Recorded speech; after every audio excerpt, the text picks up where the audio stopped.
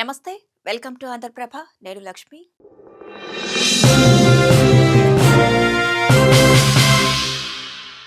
దిత్వా తుఫాన్ తమిళనాడు, పుదుచ్చేరి తీరానికి సమాంతరంగా ఉన్న ఉత్తరం వైపు కదులుతున్నందున రాష్ట్ర వ్యాప్తంగా విస్తారంగా వర్షాలు కురుస్తాయని, తమిళనాడుపై ఈశాన్య రుతుపవనాలు బలంగా ఉన్నాయని ప్రాంతీయ వాతావరణ కేంద్రం చెన్నై ఆదివారం నివేదించింది.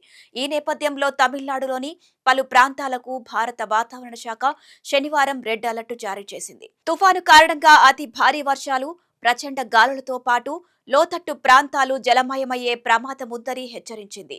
ఐఎండీ తాజా బులెటిన్ ప్రకారం దిత్వా తుఫాను శనివారం శ్రీలంక తీరాన్ని దాటి నైరుతి బంగాళాఖాతంలోకి ప్రవేశించి మరింత బలపడే అవకాశం ఉంది.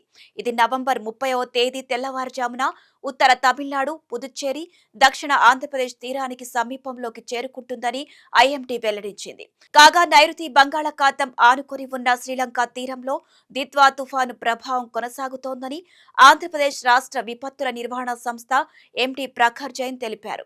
ప్రస్తుతానికి ఇది కారైకాల్కి 150 కిలోమీటర్లు, పుదుచ్చేరికి 280 కిలోమీటర్లు, చెన్నైకి 350 కిలోమీటర్ల దూరంలో కేంద్రీకృతం అవుతుందని వెల్లడించారు. గడిచిన 6 గంటల్లో 8 కిలోమీటర్ల వేగంతో తుఫాను కదులుతోందని వివరించారు. అయితే ఉత్తర వాయువ్య దిశగా కదులుతున్న తుఫాను చెన్నైకి అతి సమీపానికి వస్తుందని వివరించారు.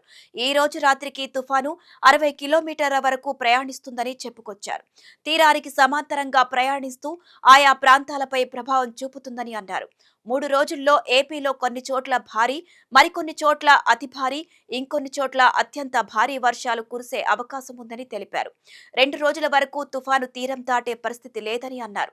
తీరం దాటకుండానే తుఫాను క్రమంగా బలహీనపడే అవకాశం ఉందని చెప్పుకొచ్చారు. కాగా ఆదివారం తెల్లవారుజామునకు తమిళనాడు, పుదుచ్చేరి, దక్షిణ కోస్తాంధ్ర తీరాలకు చేరిందని చెప్పుకొచ్చారు.